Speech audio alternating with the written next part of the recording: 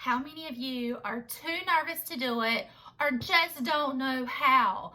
This is all about how to go live on your social media platform, and I'm going to be sharing with you some tips on how to make it successful and take the nervousness out of it.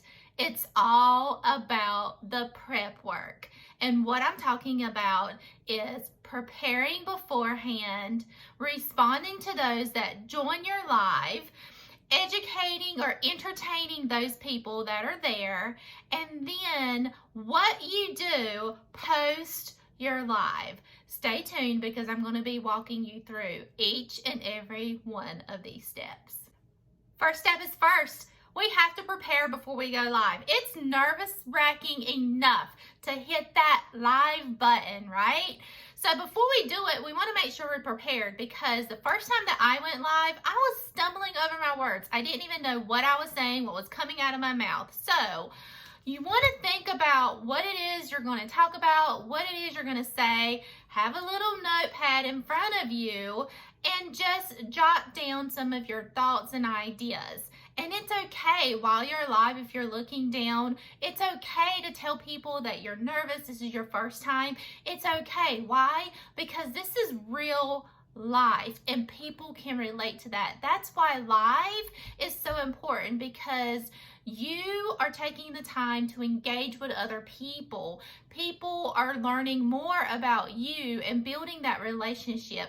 We are in business to build relationships. I want you to remember that. It's not about making that sale. It's about growing that relationship. And that's why having lives are so important, because you get to connect with other people. They get to connect with you, and you're going to grow your audience that way. So that's why I love doing lives, because I grow friendships, I value friendships, I build those relationships, and people connect with me in so many other ways than just me posting on my page. Lighting is key. If you notice, while I'm recording this video, I have light everywhere. I don't have a lot of shadows on my face, especially when we're in the beauty industry. You want people to be able to see the products that you're showing, especially if you're showing color. You want them to be able to see the color really well, and lighting is so important. Try not to set up a record in an area where the light is right above you. It's going to throw shadows down on my face. So if I have light directly in front of me, then the shadows will be behind me. So lighting is very important. If you don't have an area where light can be in front of you, then set up in front of a window and put your phone against the window. Face the window so natural light can come in. That is the best. Hot lighting, books, whatever you have available to you. Prop up your phone so that it is facing you right directly in front of your face. This is going to avoid the double chin that I definitely have, because you don't want your phone below your face and you don't want it too far up. You want it directly in front of your face. So use something to prop your phone up. You can also go to Amazon and purchase a car phone holder. I like to use the one with a suction cup, and I stick it to a mirror, or you can stick it to your window if you're facing your window, but you don't want to have to hold your phone the entire time. So prop it up so it's nice and sturdy. When you're ready to go live, you're going to count down from 3. 3, 2, 1, and hit that button, because if you don't do that, you're going to talk yourself right out of it. Sometimes it's just easier just to peel that Band-Aid off and go for it. I promise you, it is not as bad as you are making it sound in your head. Just do it. Tip number 2 is to respond.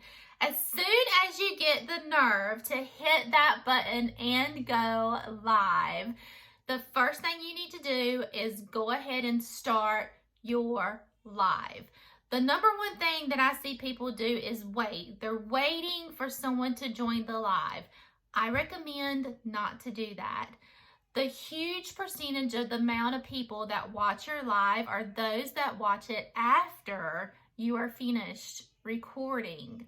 Those are those people that watch the replay. So very quickly people will lose that attention span if you are just sitting there waiting at the beginning of your live. The people that are watching the replay are not going to continue to watch. So remember, you want to treat this as if you're pre-recording that video and you want to go ahead and jump in. So as soon as you hit that live button, you're going to go ahead and talk. And I always recommend you start out with what it is you're going to be doing so that those that are watching the replay will continue to watch to get the results of what it is you're going to be showing or talking about. So I usually start off something like, hey guys, thanks for joining. If you're catching the replay, comment. I always ask them to comment, to respond to my video in some way and use a hashtag.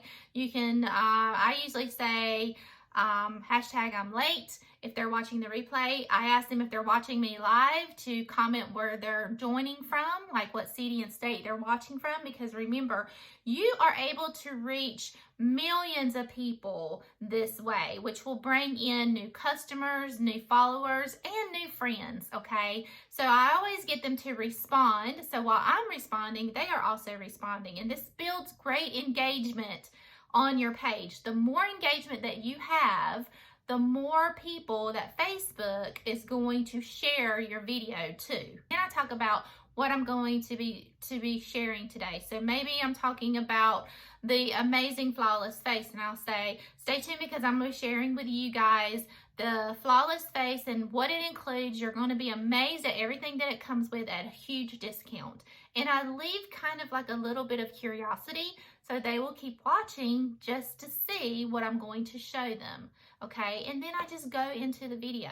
And remember, you have your notes so you can always look down. If this is your very first live, say it's your first one. Be honest. Say, hey, you know, I'm super, super nervous. You can see I'm shaking. This is my first live. I've never done one before. So bear with me. I'm sure I'm going to make mistakes. I'm sure I'm going to forget what I'm saying. I wrote some notes. So here we go. And just be open and honest with people. People love transparency. They love the honesty because they can relate to you.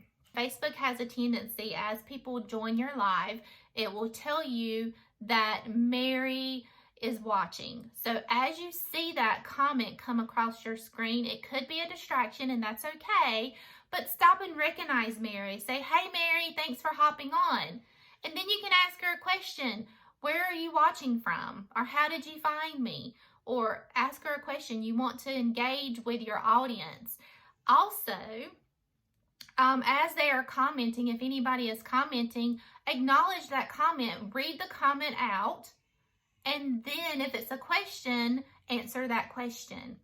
Another thing that you can do is ask questions. So if I'm talking about the flawless face, and I am putting the foundation on my skin, I will ask people, what is your favorite type of foundation that you wear today? Do you wear powder or do you wear liquid? Comment below and let me know. Or you can ask something like, do you typically have dry skin or oily skin? Who here has dry skin or oily? Comment below, let me know. You can also say something like, for those who would like a free color match, comment free, and I'll message you after this video and give you a free color match. So you want to keep engaging your audience during your live so that they will comment and engage with you. When you go live, you don't want to go live just for the sake of going live. You want to go live with intention. So that's where educate or entertain comes from. So you want something that's going to keep drawing your audience in and wanting more. So whenever I go live, I am either educating them on a product or a topic, or I'm entertaining them with something fun. The other night, my husband and I went live and we did a challenge of the hottest gummy in the world. Not the funnest live I ever did, but definitely entertaining. So you always want to do something educational or entertaining and make it worth their while. So that's where your content comes from. I usually do my beauty lives, and when I do, I am doing my makeup, and I'm always doing tips as I'm doing my makeup. So it's not just them watching me do my makeup. I'm sharing a tip on how to do a wing, or how to cheat when they do their contour, or how to do the lippy to make your lips look fuller. So there's always something that they're learning from me during my lives.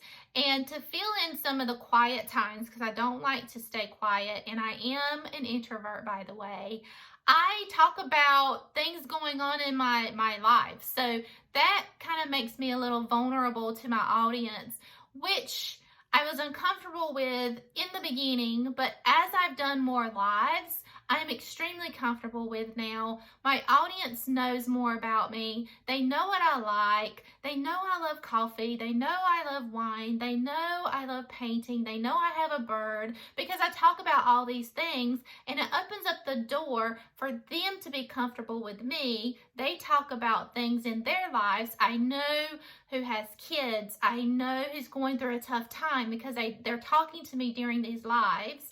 And that builds trust. And when someone trusts you and they need something, they're always going to go to the person that they trust the most for advice or products. So that's where these lives become very important to me. It's all about building those relationships. If you're struggling with some ideas on what to go live about, probably the very first live you'll ever do is your kit reveal. So we all joined and we all got our kit and we're all excited. That is the absolute best time to do your very first live. Show that excitement. Talk about the products you got. Talk about No Filter, what it's about, why you joined. It doesn't have to be a long live. You can keep it short, 5 minutes, 10 minutes, it's up to you. But share your excitement to the world. Let them know just how excited you are to have your very own business. After that, the topics are unlimited. You can do your favorite summer makeup look. You can do your skincare routine. You can do why veil is so important.